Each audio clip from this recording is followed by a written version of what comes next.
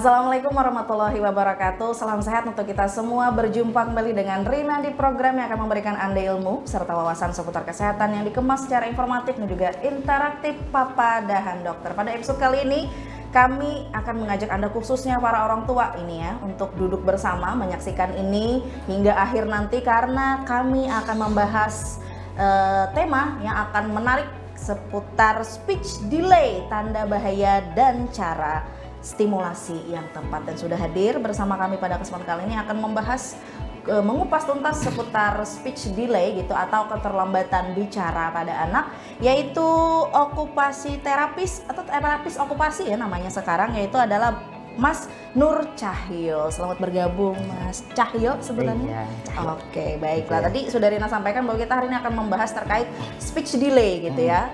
Baik itu tanda bahayanya dan cara stimulasi yang tepat pada anak gitu ya. Tapi kita mungkin terlebih dahulu mengenal apa sih itu speech delay gitu ya atau keterlambatan bicara.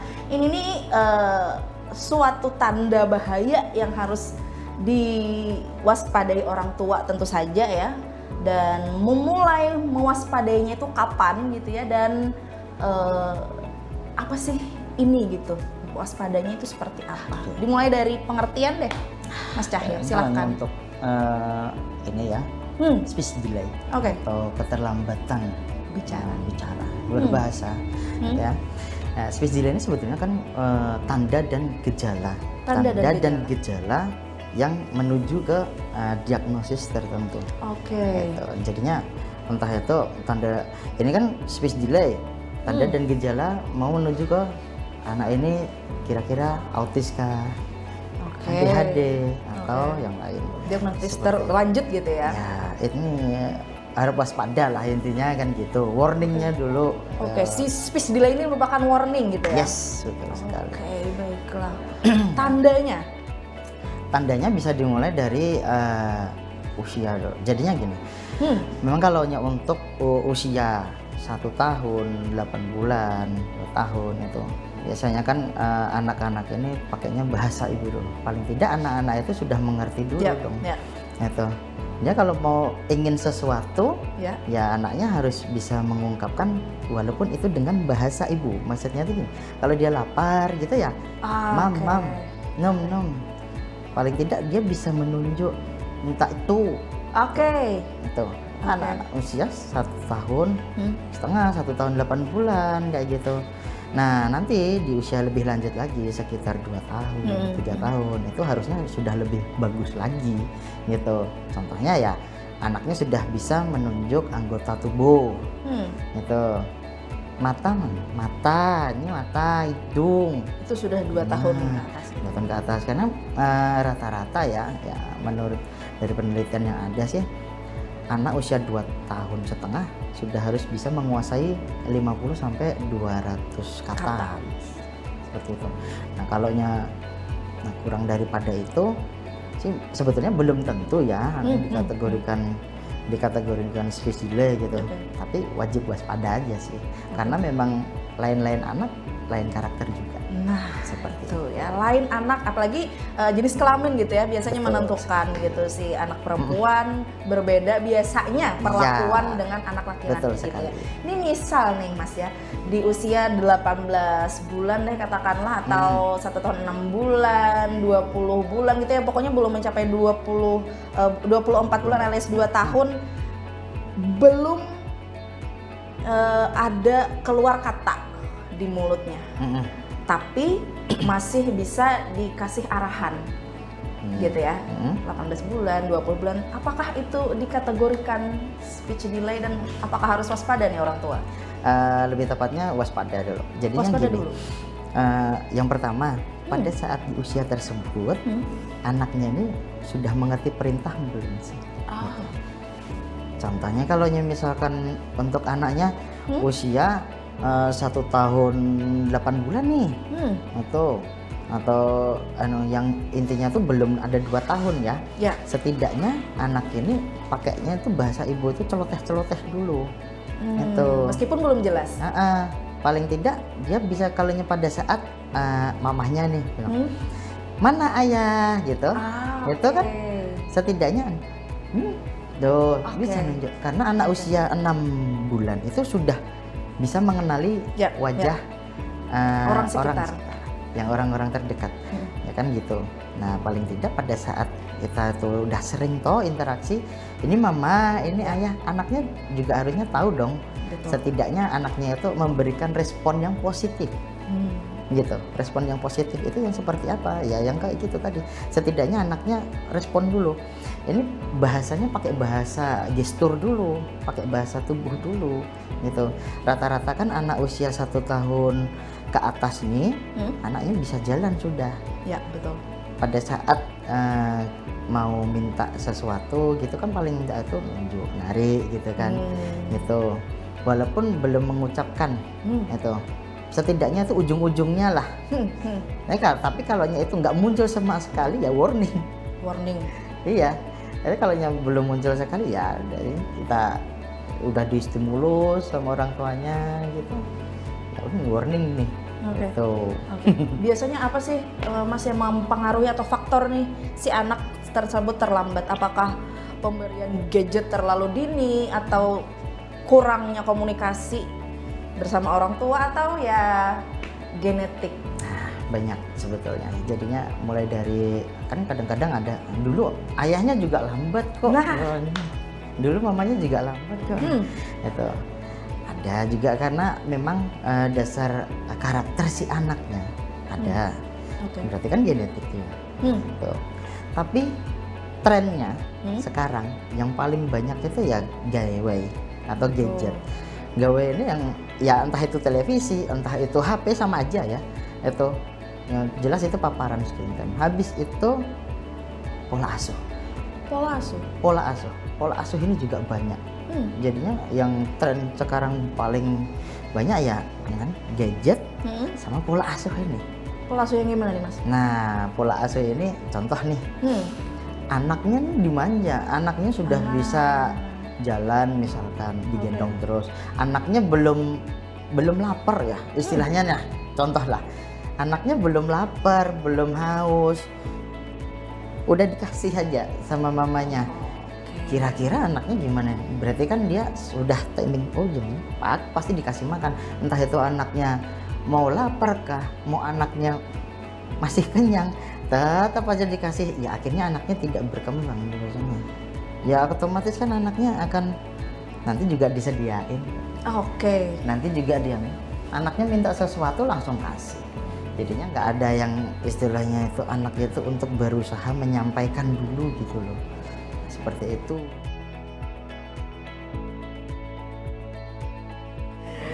Faktor lingkungan sekitar selain orang tua gitu ya. biasanya Pendukung. Biasanya kayak gitu, kakek, nenek itu daripada cucunya menangis. Nah, Daripada cucunya menangis, kasihlah itu ya. kasih HP. Daripada cucunya menangis, langsung julung aja. Apa itu? Biasanya tuh kayak gitu, Bang, yang paling banyak Faktornya ya. Speech delay ini Mas apakah selalu terkait dengan gangguan pendengaran atau autism? Nah. Apakah selalu berkaitan? Kalaunya dibilang selalu berkaitan, jadinya gini. Kalaunya untuk gangguan pendengaran, otomatis. Oh, oke. Anaknya kalau untuk ada masalah nih telinga, dia kurang pendengarannya, ya otomatis nggak bisa dong untuk mengeluarkan. Ya nggak ada input nih, nggak ada output dong. Kan seperti itu. Tapi bisa diarahkan untuk bahasa isyarat seperti itu. Tapi kalau untuk autis kayak gitu bisa jadinya gini, tidak tentu anak yang lambat bicara itu pasti autis, tidak tentu gitu ya, karena bisa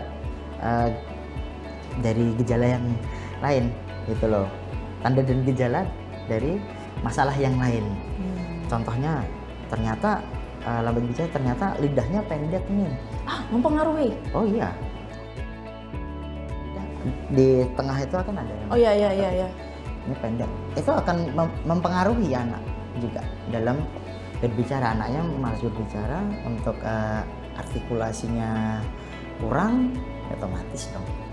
Oke, jadi itu harus misalnya sudah ada tanda-tanda, ada kewaspadaan harus dibawa. itu ke sebaiknya. sebaiknya gitu ya, Ya. apalagi sudah berarti usia 2 tahun, belum ada celoteh, Ya, kalau belum ada komunikasi dua kan arah gitu ya. lebih cepat lebih bagus. Sebenarnya kalau untuk membawa ke tempat terapi atau ke dokter gitu kan, sebaiknya sih baiknya ya di usia 3 tahun ke bawah nih, karena itu masih di golden period. Ya, semakin cepat kita penanganannya semakin bagus. Tapi kalau misalkan ini, paling tidak tanya dulu dengan orang yang lebih profesional supaya bisa mendapatkan informasi gimana sih yang harusnya dilakukan di rumah gitu. Iya, iya. Biasanya apa sih stimulasi strategi stimulasi sederhana mungkin bisa dicontoh nih buat para orang tua. Biasanya apa yang dilakukan gitu supaya memancing lah setidaknya gitu anak di bawah 3 tahun tersebut untuk mengeluarkannya beberapa kata mungkin. Oke, jadi gini, yang paling enak ini adalah ajak anak untuk berinteraksi. Kalau untuk anak-anak aja ini kan dunianya dunia bermain toh. Betul. Dunianya dunia bermain, mereka masih kepengen main, mereka masih pengen senang-senang gitu. Jadinya aja interaksinya ya melalui bermain itu. Kita main bareng sama anaknya gitu. Kita harus masuk dulu Ke dunianya. ke dunia anaknya, baru kita nanti tarik pelan-pelan gitu loh. Nah kalau kita mau ngajarin anak bicara, atau paling tidak kita pancing dulu anak itu, contoh kita kenalkan dengan lingkungan sekitar. Jadi gini, anak-anak itu akan lebih respon pada saat dia diberikan contoh. Dia langsung terlibat dengan aktivitas itu. Ini kita lihat, ada kucing tuh, lihat nih, itu kucing. Pada saat kita bicara itu kucing, anaknya melihat, dia akan merekam. Oh, itu binatang ini yang gerak itu berbulu, kakinya 4, itu namanya kucing. Suaranya meong. Itu akan lebih asik, gampang gitu. Lebih enak si anak ini untuk menerima seperti itu. Jadi kalau untuk itu loh kucing, kita kasih anak itu secara langsung seperti itu. Kalau anaknya belum paham, belum tahu, kita bisa ulangi lagi. Berbeda dengan kalau pada saat anak ini nonton HP. Ini sama-sama nih, atau televisi gitu. Sama-sama nih yang dilihat ini kucing. Betul. Ya, sama-sama yang dilihat kucing. Oh iya kucingnya. Tapi akan berbeda pada saat si anak itu cuma nonton sekilas set, nanti ganti lagi, ganti lagi. Ini kalau misalkan secara langsung real, kucingnya ada, itu ya akan lebih ada indera yang terlibat. Ya, apalagi kalau kucing sambil dielus. Wah. Nah, taktil main juga, pengalaman, gitu loh. Jadinya anak itu perlu yang namanya itu pengalaman. Udah dapat pengalaman, disimpan di memori. Kalau sudah dapat itu semua, pada saat nanti dia perlu, dia akan menggunakannya. Saya kasih contoh lagi deh. Gini, pada saat ini sekarang ini orang tua itu memang saya akui di dunia yang serba modern yang sekarang ini semuanya serba cepat, dituntut serba cepat itu, kita mau nggak mau harus cepat-cepat. Tapi ibu-ibu kalau di rumah ini banyak banget. Timing waktu habis ini apa masak, apa lagi ngantar anak kan gitu. Biasanya kalau habis mandi nih anaknya, udah disediain aja tuh baju. Jangan, kalau bisa.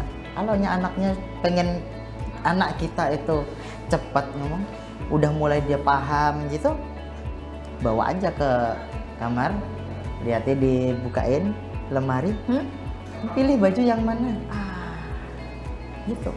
Pilih baju yang mana. Libatin anaknya, jangan selalu disetir aja, nanti anaknya nggak berkembang dong. Gitu. Makanya tadi kan pengalaman, anaknya yang belum tahu kita kasih tahu. Oh mau ini bajunya gambarnya princess, oh ini gambarnya Spiderman. Anaknya melihat, pegang, direkamnya itu, ya kan gitu, direkam otak. Besok lagi kalau pas ternyata dia suka tuh, pakai baju yang mana? Yang gambar Spiderman tuh nama yang warna hitam, yang warna merah, gitu. Jadi peran orang tua penting, Mas ya. Penting banget. Ya, apalagi di golden age si anak ya. tersebut. Oke, kita break dulu Mas ya sejenak dan sambil menunggu pertanyaan-pertanyaan masuk dari para pemirsa di rumah, dan kami akan kembali lagi dengan banyak sekali informasi speech delay yang akan nanti dibahas setelah break. Jangan kemana-mana, tetap di Papadahan Dokter.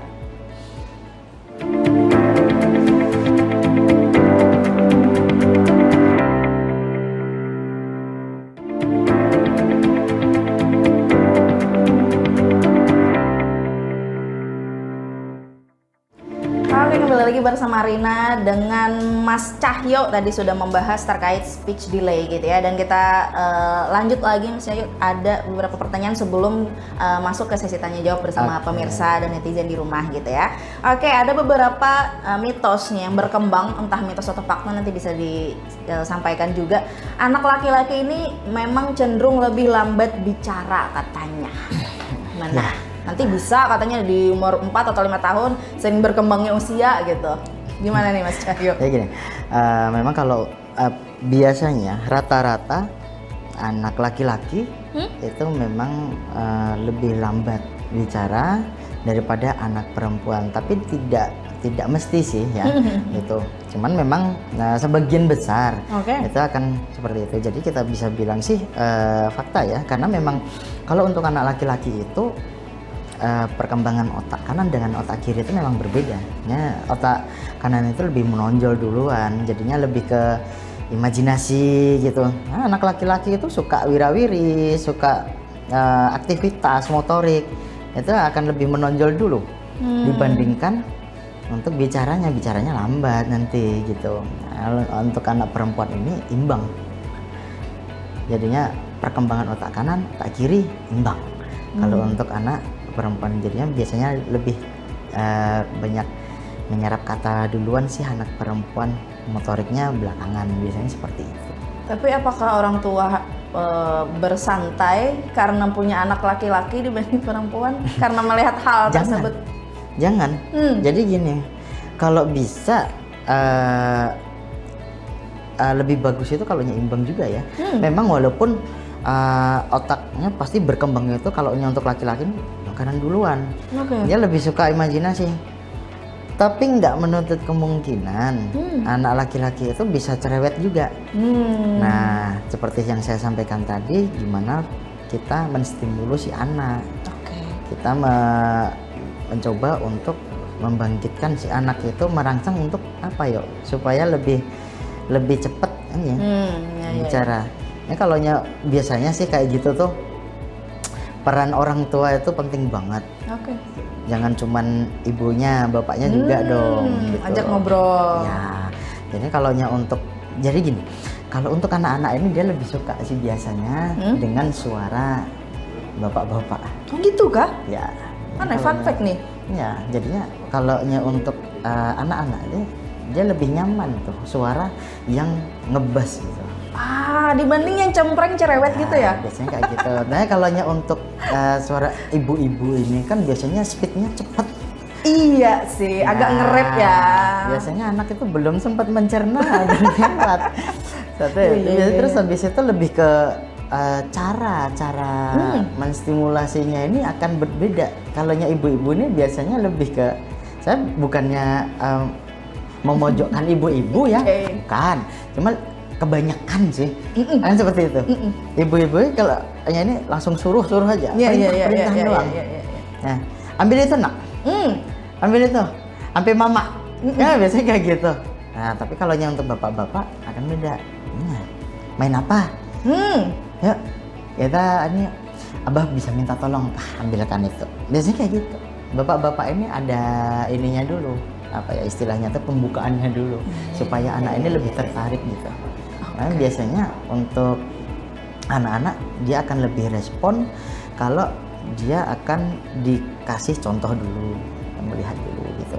Anak laki-laki apalagi gitu. Nah, kalau yang baru lagi asik main ngeng mobil-mobilan gitu ya, lagi asik nih. Tahu-tahu mamanya nyuruh mandi dek. Nah, ya, udah mandi, makan dulu kah apa kah? Nggak langsung, anaknya nggak mau biasanya. Mungkin coba kalau abahnya main apa nih? Umpat pang abah. Ya, ini mobilnya capek nih, isi bensin dulu. kita makan dulu kah, kita tinggal mau anaknya. Caranya itu kadang-kadang yang Baik. bisa beda. Iya, Hasilnya tapi juga karena orang tua laki-laki ini hanya kebanyakan ya ini Mas ya, kebanyakan taunya kerja, cari uang. Nah, betul sekali. mamanya kan di rumah. Masa jadikan yang jadi apa namanya pelaku anak biasanya lambat bicara adalah mamanya. Biasanya yang dituduh kebanyakannya sih seperti itu. Makanya, Jadi harus dua-duanya ya. Makanya peran orang tua itu kan namanya orang tua itu kan ada ayahnya, ada ibunya. Jadi peran ayah juga penting banget karena pada saat anak itu melihat sosok seorang ayah itu adalah sosok superhero-nya. Saya kepingin dong seperti ayah. Ayahnya bisa apa, anaknya kepingin bisa juga. Nah, lagi anaknya laki-laki gitu ya. Jadinya itu nanti akan menjadi pengalaman, jadi memori, gitu loh.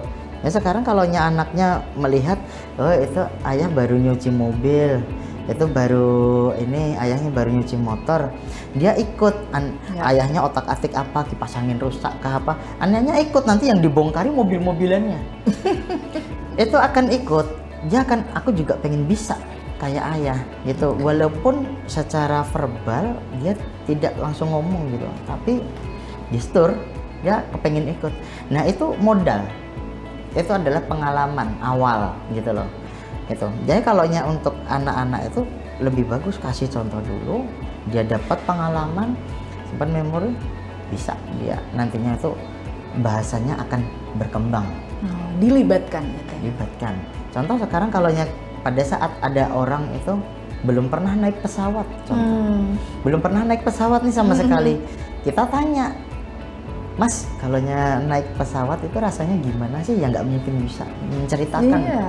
Ya kalau orang udah bisa atau pernah naik pesawat, ya akan, oh pas take off rasanya kayak gini loh, rasanya kayak gini gitu. Oke, baik. Kalau kita langsung masuk ke sesi tanya jawab yang Mas Cahyo ya. Sudah ada beberapa pertanyaan. Di sesi kali ini dari Danu Permata, katanya teknik atau metode apa sih Mas katanya yang biasa digunakan dalam okupasi terapis, katanya mungkin mau membawa sanak familinya juga terapi seperti itu. Jadi kalau untuk kami terapis okupasi, kita lihat dulu anak speech delay gitu ya. Kita kalau ini tekniknya adalah yang pertama adalah pendekatan dulu ke anaknya.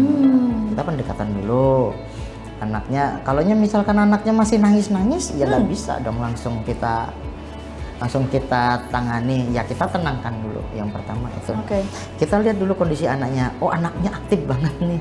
Kita tenangkan dulu anaknya supaya jadinya tekniknya itu kalau untuk diokupasinya ada sensori integrasi, ada terapi perilakunya, itu ada. Habis itu edukasi ini untuk orang tua, biasanya kayak gitu ya. Jadi orang tua terlibat juga dalam terapi? Otomatis, karena kalau pas terapi paling berapa sih? Berapa lama kita ketemu sama terapisnya ini ya kan yang paling banyak dalam 1 kali 24 jam ya orang tua.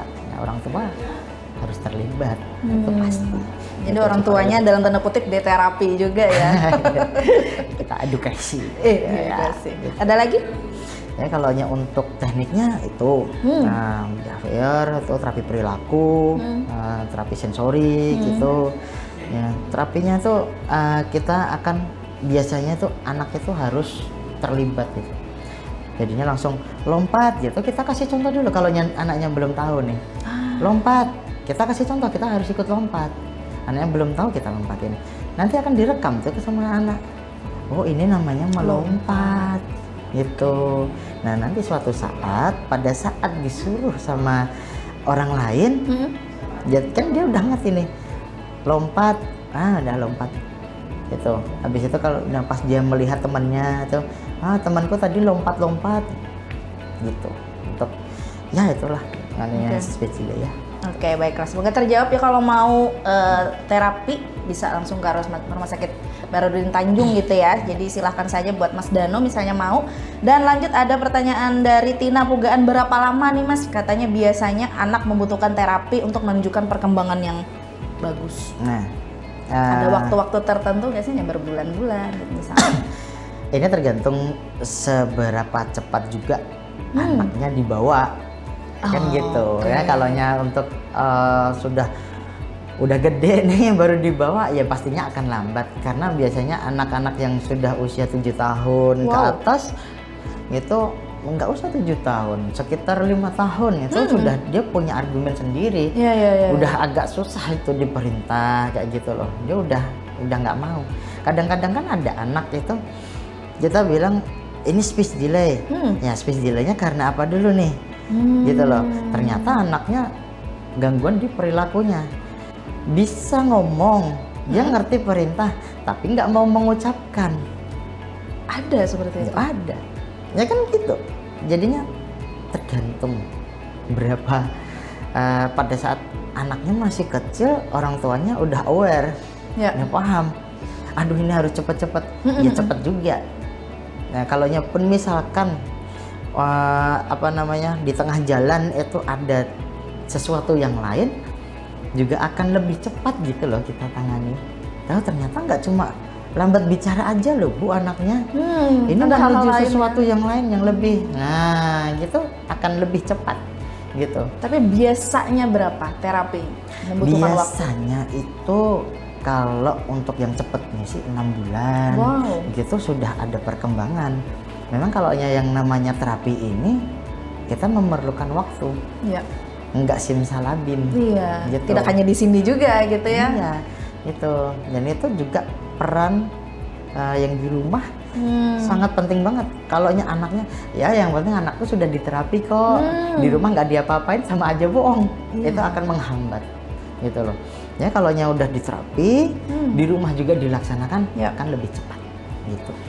Oke, baiklah, semoga terjawab ya. Dan closing statement nih, kita tidak terasa sebagai penutup nih, seringkali orang tua nih merasa bersalah gitu ya, apalagi biasanya yang bekerja menitipkan gitu anaknya gitu ya, tidak ada peran serta gitu ya dalam mendidik dan membesarkan gitu ya pola perkembangan anaknya. Pesan nih Mas Cahyo kepada orang tua kah, yang kakek neneknya kah gitu yang terlibat dalam pola asuh anak, pesan yang disampaikan orang tua tentang harapan dan langkah positif, apalagi untuk mencegah speech delay tersebut. Jadi begini, anak itu adalah titipan. Betul. Jadi peran dari orang tua, ya, suami, istri, ayah, ibu, ini ada porsinya masing-masing. Itu harus seimbang, gitu. Jadi sebisa mungkin pada saat Rian itu sibuk, sesibuk apapun itu tetap digunakan atau tetap diluangkan waktu untuk anaknya, bermain bersama, me time lah. Entah itu main ke taman atau hanya sekedar menanyakan tadi belajar apa, tadi makan apa, tadi main apa. Habis itu ikut bermain dengan anaknya, itu akan lebih bagus daripada cuman ya untuk bapak-bapak nih terutama taunya cuma kerja cari uang pulang anaknya ini udah capek ya, tapi ibu itu juga capek loh di rumah. Ya kan gitu. Betul ya, seperti itu. Dan kalau untuk pesan untuk kakek nenek juga ada nih sebetulnya. Perkembangan zaman itu terus berlanjut, jadinya metode atau pola asuh yang digunakan oleh orang tua zaman dulu akan ada perubahan juga. Gitu. Jadinya orang tua modern ya kita harus ikut sih dengan yang modern. Tapi kalau ada sisi positifnya kita ambil, yang jeleknya kita buang. Gitu. Karena biasanya kalau untuk kakek nenek lebih sayang sama cucu, jadinya kalau bisa ya itu tadi, cucuku jangan sampai nangis, jangan sampai ini itu kayak gitu. Dan itu akan menghambat perkembangan si anak kayak gitu. Baiklah, luar biasa sekali penjelasannya dan terima kasih Mas Cahyo ilmunya dan wawasannya. Semoga para orang tua yang sedang menyaksikan ini terbuka gitu ya pemikirannya dan lebih meluangkan waktu dan lebih aware gitu, misalnya belum melihat perkembangan yang seharusnya ada di anaknya gitu ya. Kami berdua pamit, terima kasih banyak yang sudah menyaksikan dan berjumpa lagi di episode-episode selanjutnya di Papadahan Dokter. Terima kasih. Wassalamualaikum warahmatullahi wabarakatuh. Waalaikumsalam.